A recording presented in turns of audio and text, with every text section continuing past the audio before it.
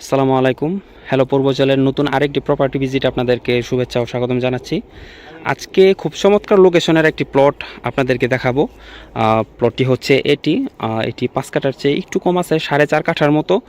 তো চমৎকার লোকেশন কেন বলতেছি, দেখেন প্লটটা হচ্ছে একদম লেকের সাথে। এই যে এটা হচ্ছে লেক, ওই যে দেখতে পাচ্ছেন গাড়ি আসা যাওয়া করতেছে, এটা হচ্ছে 160 ফিট যে এশিয়ান হাইওয়েটা সেটা।